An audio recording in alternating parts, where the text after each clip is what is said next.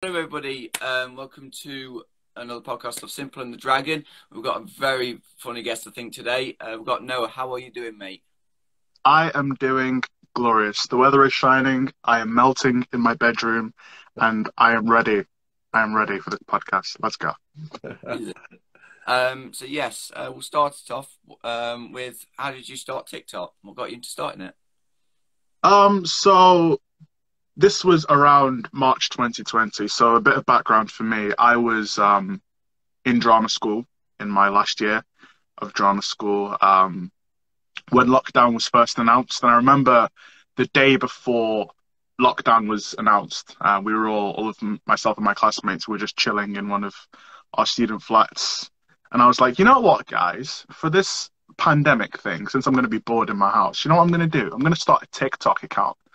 And all of my classmates just looked at me and started laughing. It's like, what is wrong with you? I'm like, genuinely, I'm going to start it. And I'm going to blow up, just you watch. And they're like, oh, so, okay. So then I remember the Monday, the first Monday of lockdown, I just posted a random TikTok of, it was the stupidest thing ever. I've deleted it now. It was me washing my hands to the national anthem because why not? And I did that. And then for about a month, I was just posting random nonsense on TikTok. And then all of a sudden I posted one football video, and then out of nowhere that just took off, and I was like, "Oh, hello, this is interesting." So after that, I just kept posting and posting. Switched over to making football content only, and well, the rest is history, as they say. I'll tell you what, you're that kind of person. Is that when I look at you, I'm happy. I smile and laugh. You just got that about you, you know. And when I met you in person, I just felt that so much, and it's like it's such a nice trait to have. You know, you're just happy, fun, loving person. Do you know what I mean? And you definitely make me laugh and smile. That's for sure. Thank you very much, Simon. Appreciate it. No, I mean it.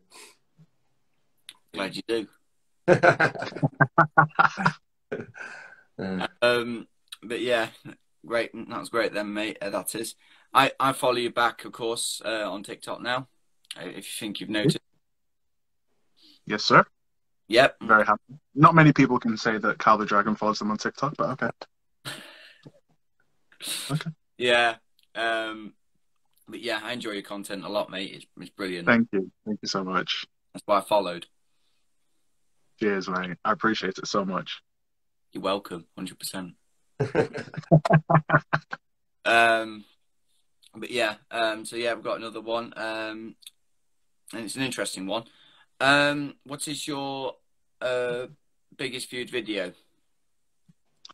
My biggest viewed video, I think it is still probably, I think it might be my first ever mood killers post, if I'm being honest. So this is what really took off on TikTok. I don't know if you guys are familiar with the trend, the mood killers. This was like back in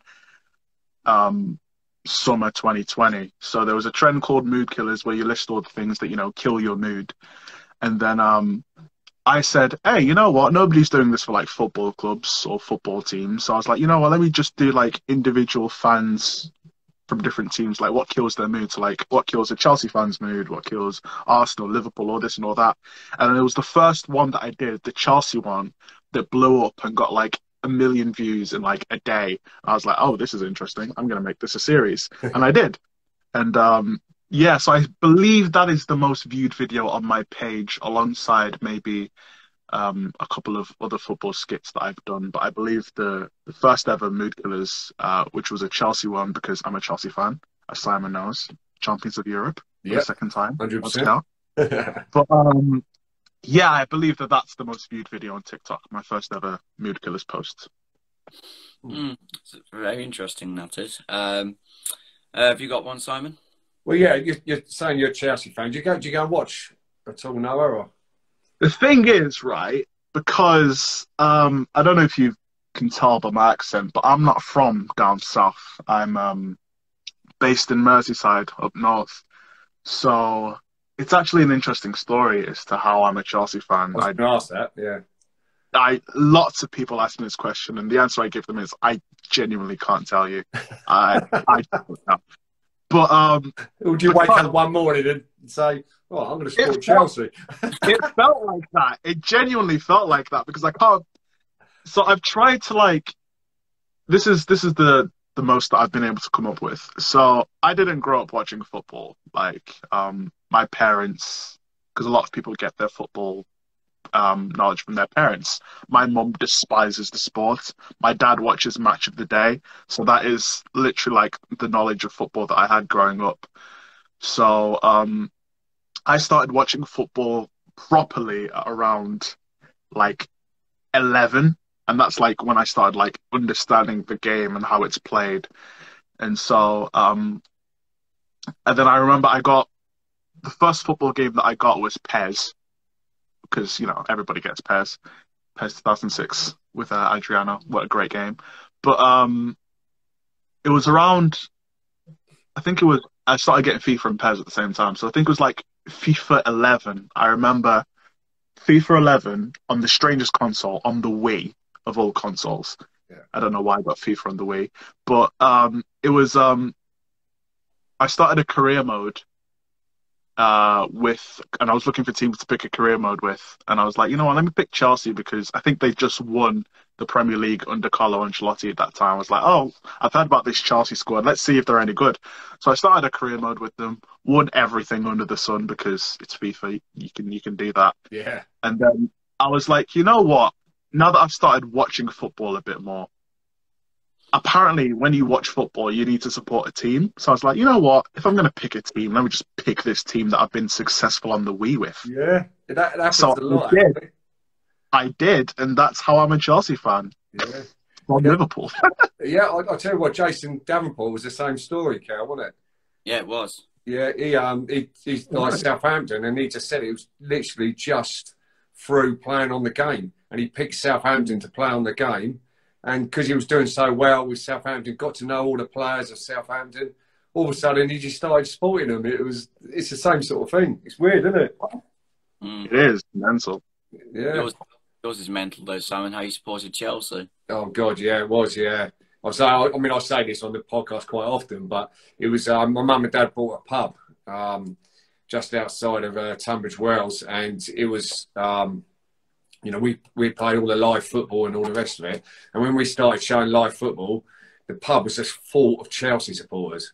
And literally, I was only young at the time, so I used to watch the football in there with them, and I just didn't have a choice. You know, I either supported Chelsea, or like I always say, I'd get chucked out of my own house. Do you know what I mean? It was one of the two.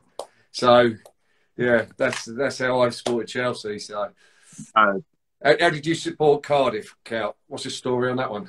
Oh no, here we go. Oh no, I've never said this on the podcast, have I? No, that's why I'm asking. Oh no. But me great and granddad used to support Newport County in Wales, so because he was from Wales originally. And he when he got into his late and it's weird, when he got into his late 50s, he actually changed team to Cardiff. Right.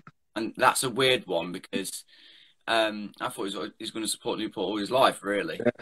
Yeah, you think so? And then when he passed on, before he did, he let it, he let my dad and stuff know, because my dad was alive at the time as well.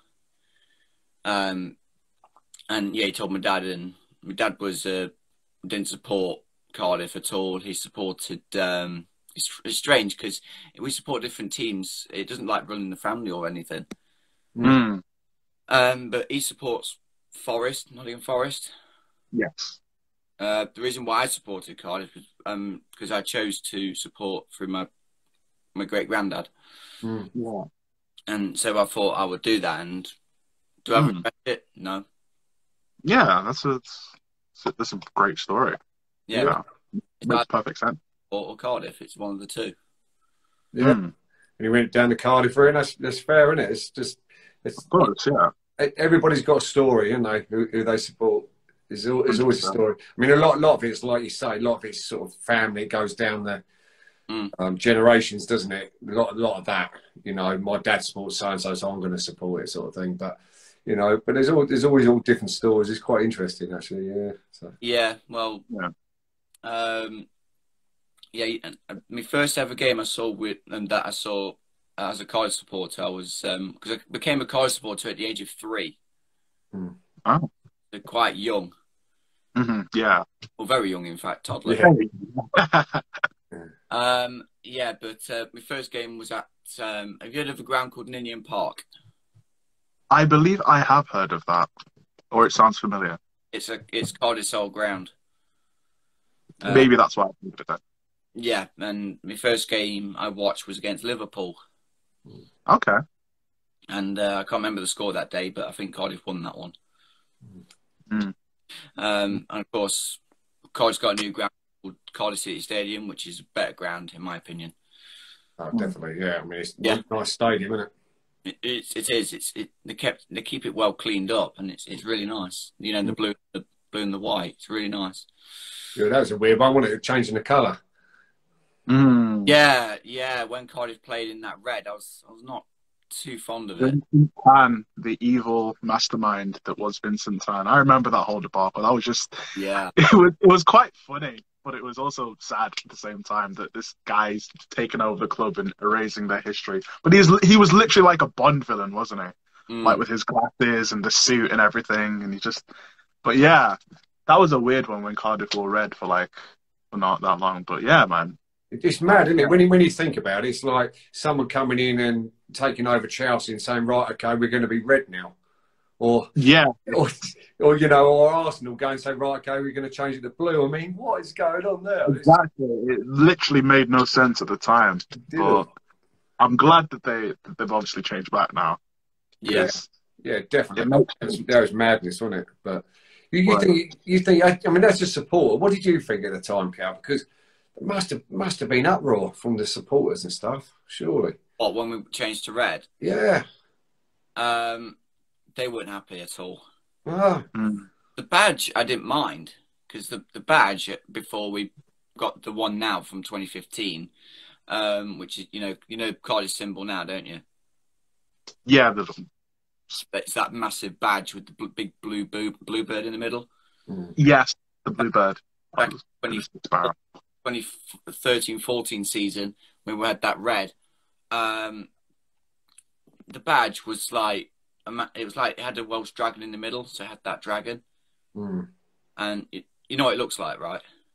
Yeah, I remember that badge. Yeah. I remember the old one. Yeah. I didn't mind the badge; that was nice. The kit I wasn't fond, but Cardiff support, like I says, other ones were a bit of both. They liked it and a bit of not. Yeah, it was weird. It was definitely weird. Do you play at all, Noah? Pardon? Do you play at all? Do you play for a team?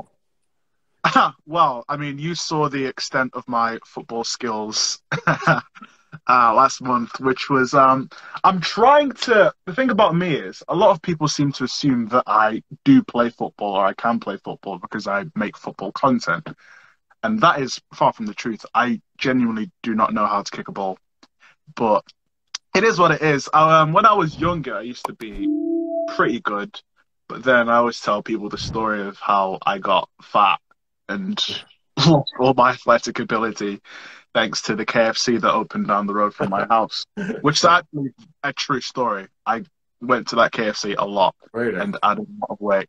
But yeah, I mean, I've always wanted to play football. So what I do now is every Monday we have my church team.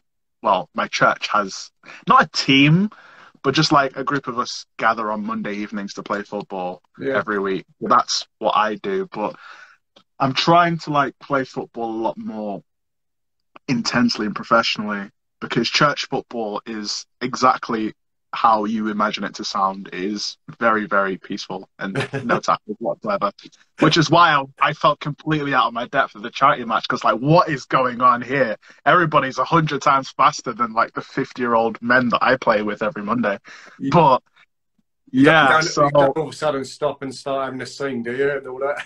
I mean, you'd think that does happen, and it does happen from time to time. It happened literally like a couple of weeks ago. It was my mum's birthday, and like my mum came to the park, and then like we all stopped playing football, and like went into like a 20-minute serenade for my mum, and just carried on. I was like, church football, it's brilliant. There you go. But, yeah, so I mean, maybe in the future, I'll develop my football playing skills so that hopefully I can last more than 10 minutes in the next TikTok charity match. Yeah.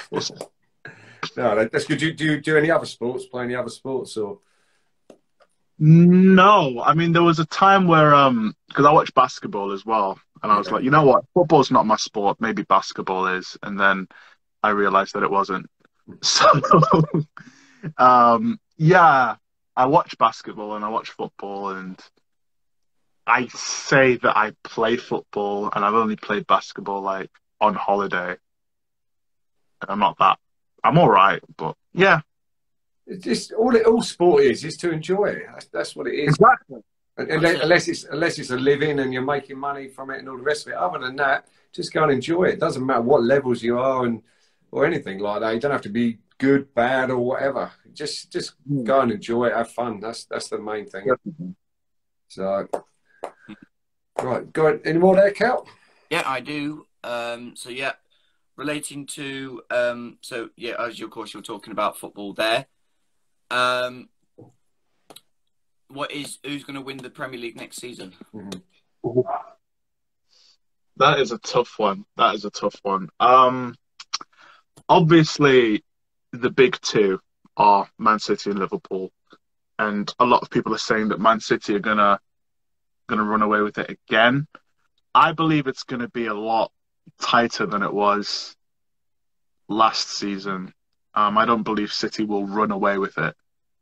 At least I hope they won't, because nobody wants to watch a one-horse race. It became boring like last season. It's like, oh, City's going to win the league anyway, so there's no point in watching the games. So part of me wants to say City are going to win it again because of Pep Guardiola and the squad that they have, and if they bring in like the likes of maybe Harry Kane and Grealish, who they've been linked with, they're probably going to walk the league again. But part of me also wants to back my team, Chelsea, because honestly, I've been saying this to everybody, because I used to be like big on like predictions and stuff. Like I used to say that, oh, this team's going to win by this many goals.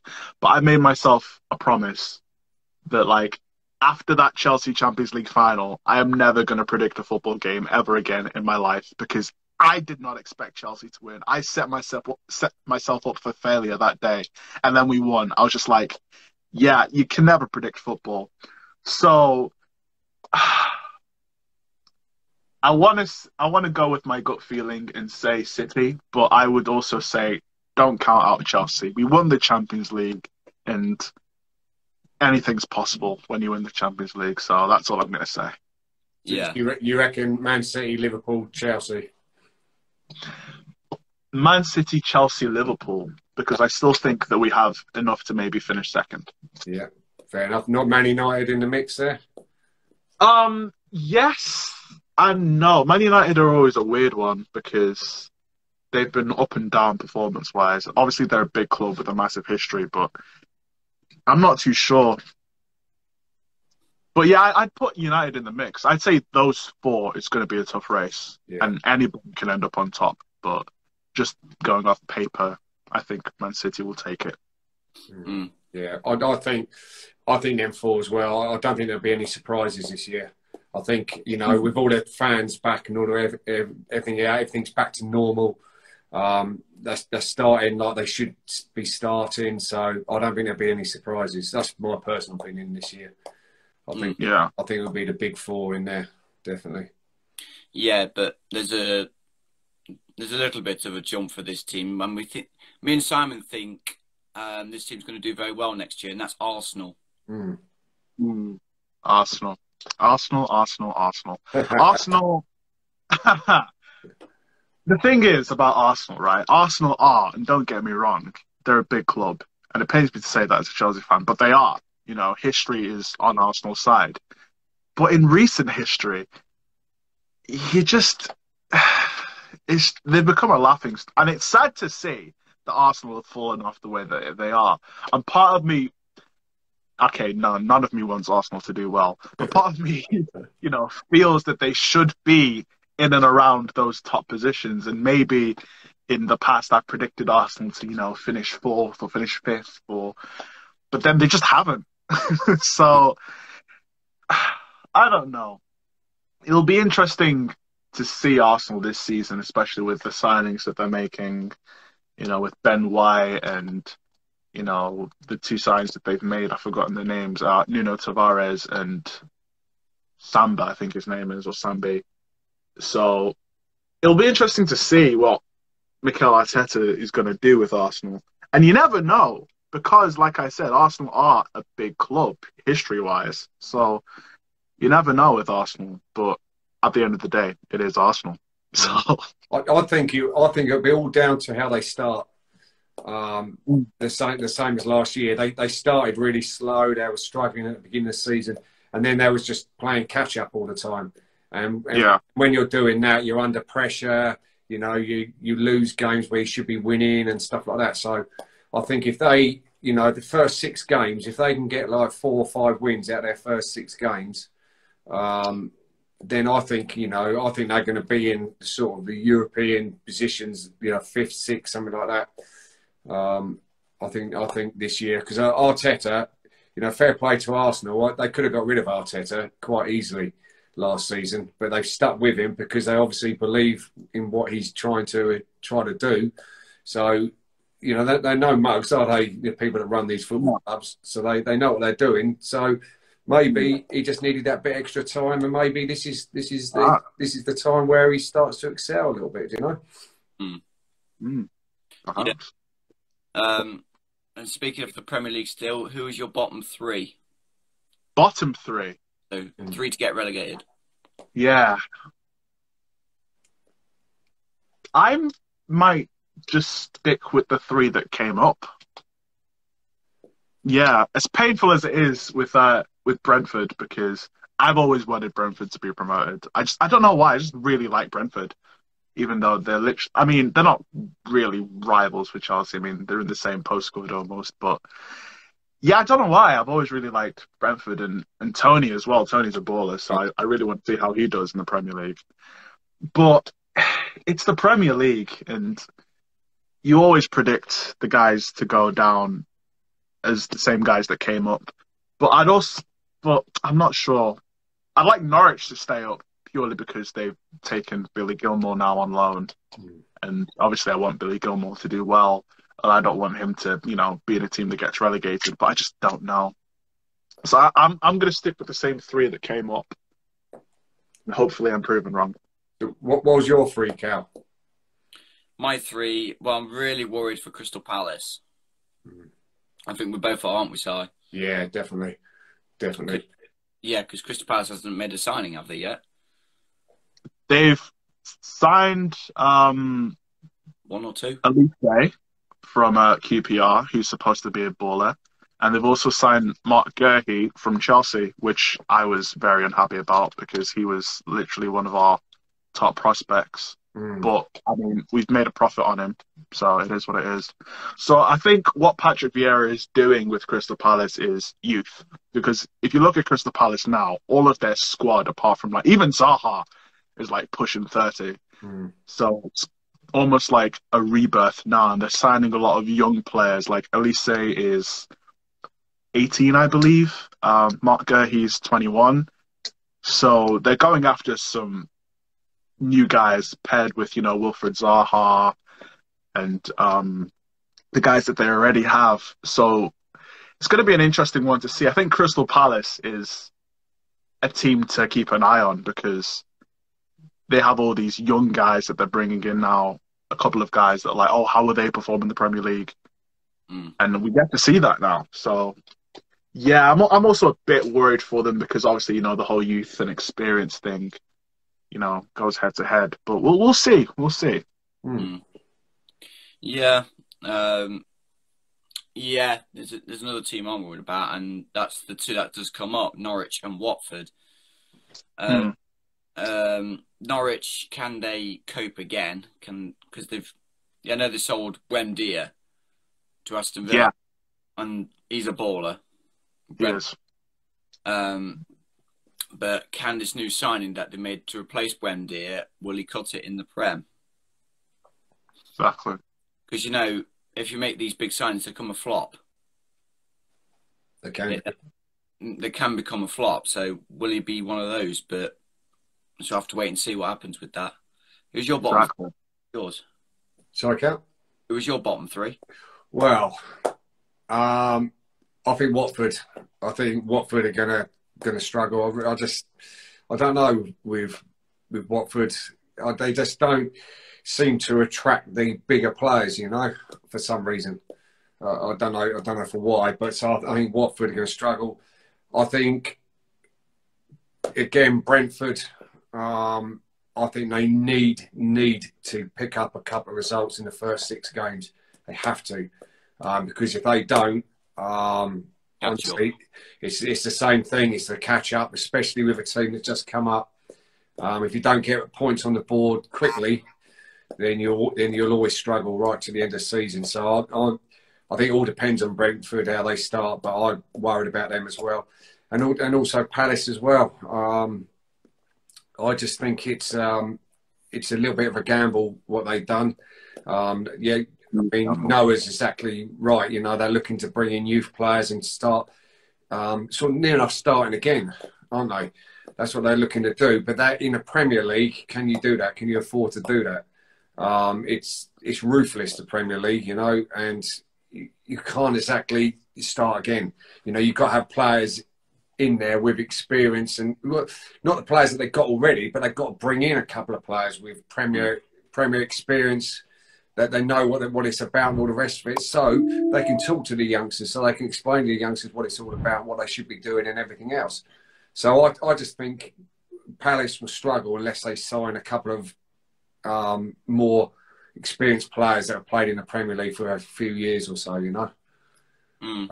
But that's my opinion. I think Norwich will just stay up. I just got a feeling Norwich. I think Billy Gilmore was massive for them. I think he's an absolute quality player. I was gutted that he actually went, because I felt that I was gutted. I felt that Chelsea should have done what Man City done with Foden. Yeah, a lot of people were saying that, weren't they? Yeah, and I think it should have done.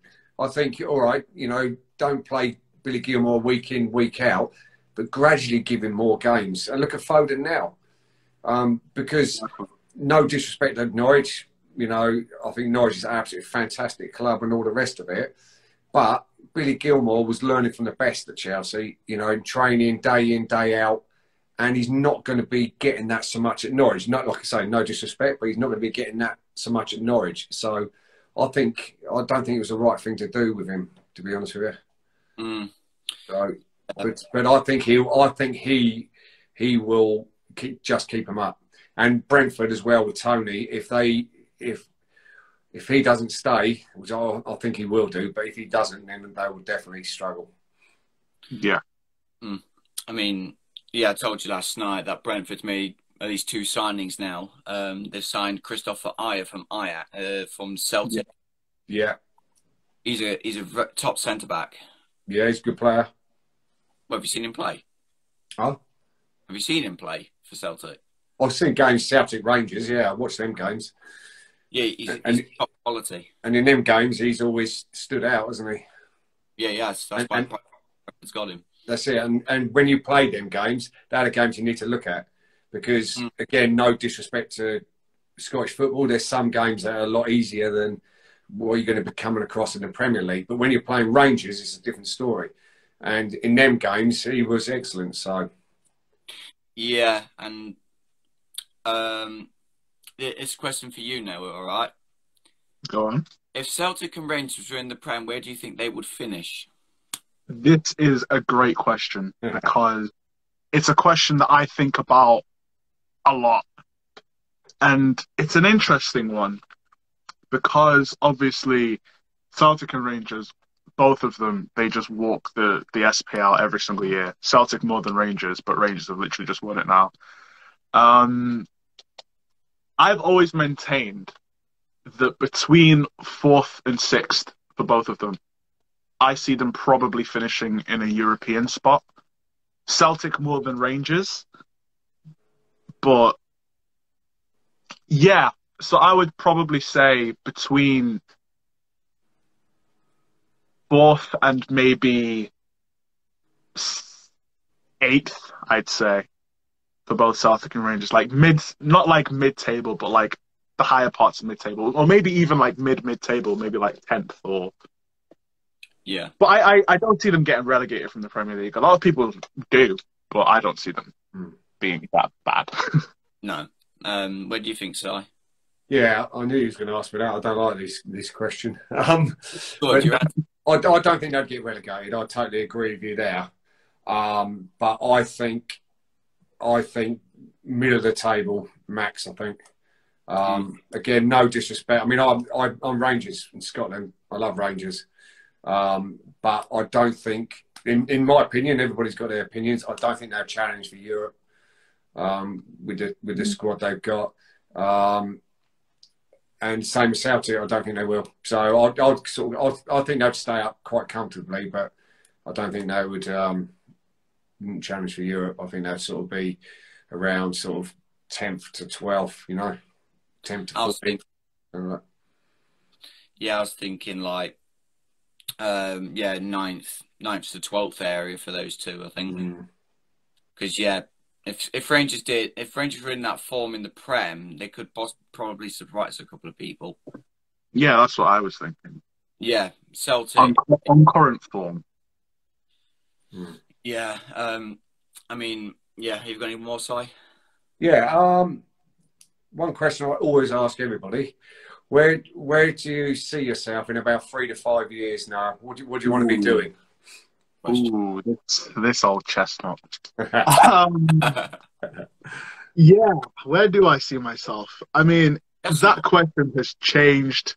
That question has changed so much in the past year or so, because if you asked me this question like a year and a half ago, I'd say, I don't know, maybe in the West End or, on stage or in a TV show somewhere, because of, I'm a trained actor. I've got a degree in acting, so maybe something along those lines. But with TikTok taking off the way that it did, I still don't know how.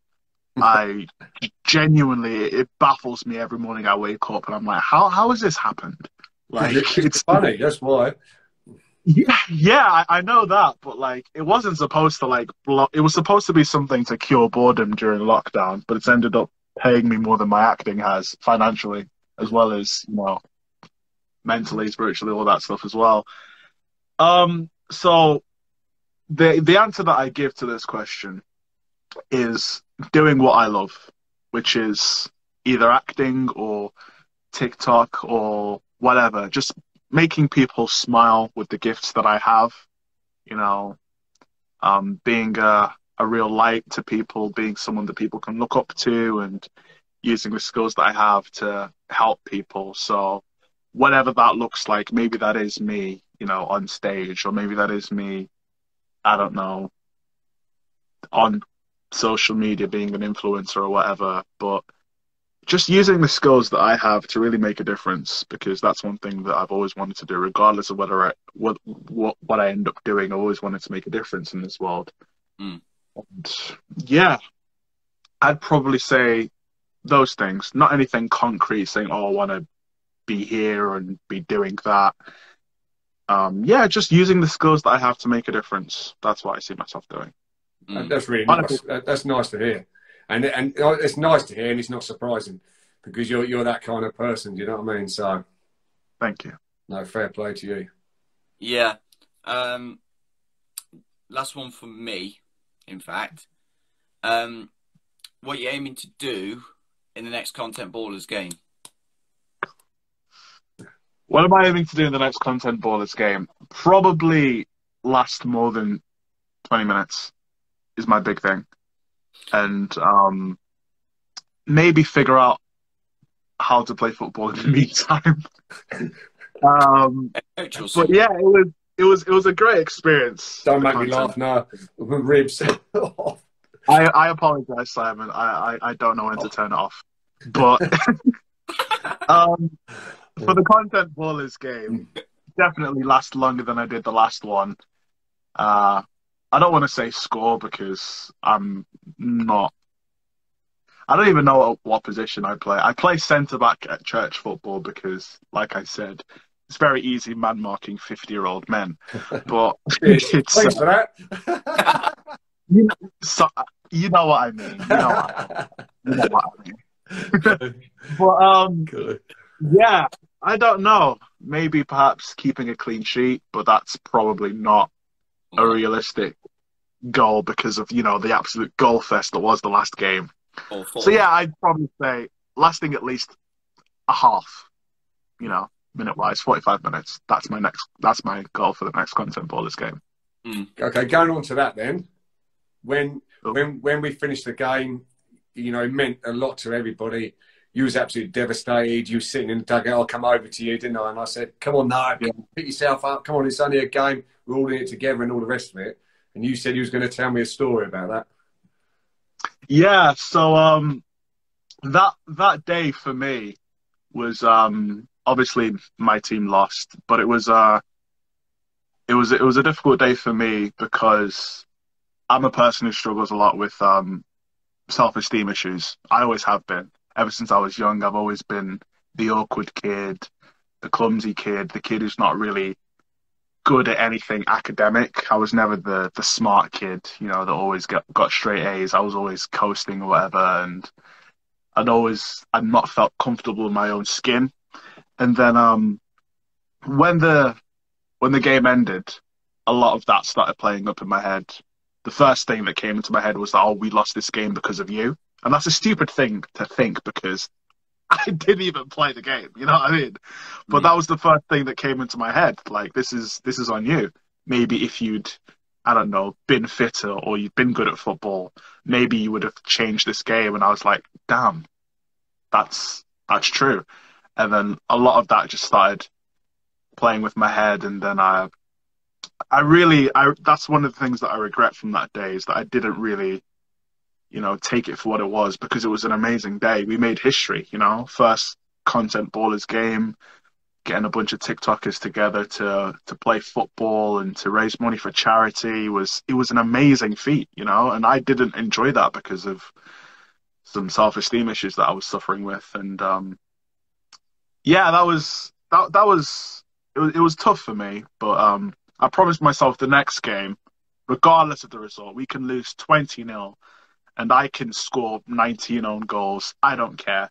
I'm still going to enjoy the day and I'm going to enjoy what it is and forget about the result. Because like you were saying earlier, Simon, it's more for fun rather than anything. And I think I let my competitive, it wasn't even competitive because I don't really see myself as a competitive person.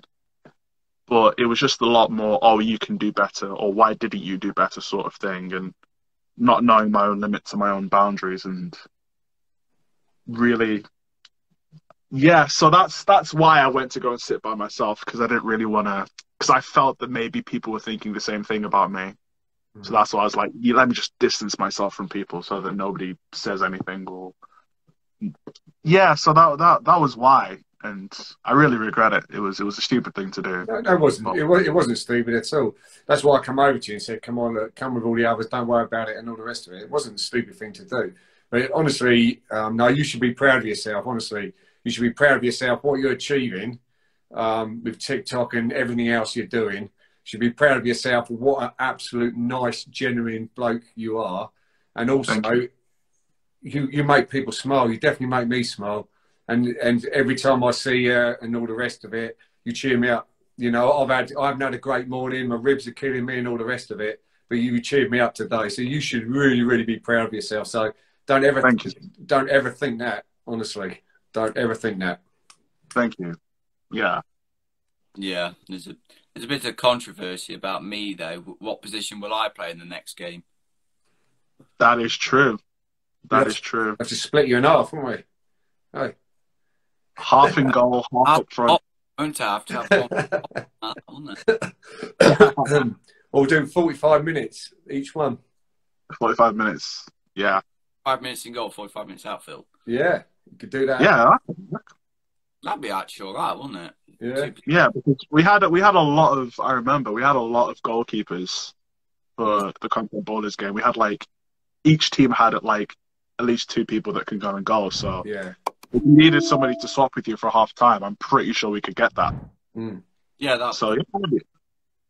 I'm trying to sort something out. Actually, I can't really say a lot on here at the moment, but I'm trying to sort something out, which hopefully might be everybody get together. But we'll see. But I can't really say a lot. I'm really honestly like with what I've just mentioned about the last Content Ballers game and me not really taking the day in. I am desperate for another link up, like another charity match and something where I get to, because again, it was a great day to like, you know, rub shoulders with some brilliant people, like, you know, and I like there are a lot of selfies that I didn't take. And that's the one thing that kills me, because I'm a person that likes taking selfies with famous people. There were a lot of people that day that I really looked up to, and I was like, I really need this to happen again so I can take the day in, and I'm gasping for it almost. Yeah, so definitely. I had to get one with you. It's on my Instagram. Yeah, I thought, yeah, that's the only picture I think I took with another person from the game. Yeah, it was brilliant. Right, we're sort of at the time, Cal. Yeah. So, yeah, thank you guys for watching this podcast. Hope you enjoyed it. Give us a like on this video on YouTube, and subscribe if you haven't. Thank you for joining, Noah. Pleasure to have you, matey. no problem. Oh, that's true. I wanted to say one last thing. I was talking to Simon about it before. Do you remember, Cal? Oh yeah. I made a sound on TikTok like ages ago. And I think it was like, describe yourself as a footballer almost. And I remember you used my sound ages ago. Yeah, I did. You did? Yes. And I just wanted to tell people that I am somewhat responsible for Cal the Dragon's career. Okay, that's a lie. But you know what it is. But yeah, I remember seeing it and I was like, oh, who's this guy? And I remember I followed you then. But yeah, that's a big flex of mine that Cal the Dragon used my sound. How many of you people can say that? Not many people can say that. It's a very exclusive list. But yeah, that's all I wanted to say. Just putting that up there. Yeah, but pleasure to have you on, mate. Absolute lad, like usual. Yeah, it's brilliant. It's so good to have you on now. So good. Thank you so much for having me. It was a real pleasure. Thanks. I like what you're doing now, then. Pardon? You can do what you want now. That's it. Okay. That's it. We're cool. Yeah. So yeah, we just say one. There's a lot of people on there. If anybody wants to go and subscribe to our YouTube channel, it is Simple and the Dragon. This podcast will be going on there maybe tomorrow or Saturday. So if you want to go and subscribe, watch this in full. If you've just come on the live, you can subscribe to Simple and the Dragon, and you'll see Noah on there pretty soon. Basically. Do you like watching yourself on YouTube? I love watching myself. I love it. Oh God! No, you got to stop making me laugh. No, please. I'm sorry. I can't turn it off. I told you. Honestly, I'm when I laugh, I'm in agony. It's killing me. No. I promise I will not make you laugh. Oh, that's better. Oh, dear. I was it this morning. Oh, it's been sore. It's really sore. I think I've cracked a couple. I don't think I've broken them, and I don't think there's any problems with my lungs. I just think I've cracked a couple. I think so. It'll be all right. I'll get over it. I'll get over it. Yeah. Yeah. Yeah. Later on. Yeah. Of course, I'm going to this football club I'm visiting for a special guest. Yeah. I'm doing that in a bit. And my football club has released what ground we're playing in on Sunday, and in for Dementia Ward. Oh, okay. Yeah, the charity one. I'm going to see if I can get up for that. Yes, they've released the images of the ground, and oh my word, it's nice. I'll send you an image. Okay, all right, nice one. Sounds good. Yeah, Yeah. All right, no, yeah, thank you for coming on, mate. Thank you so much. No worries. Again, thank you for having me. I actually need to shoot now, so thank you. Cheers, Again, Nice to see you. see you guys later. See you later.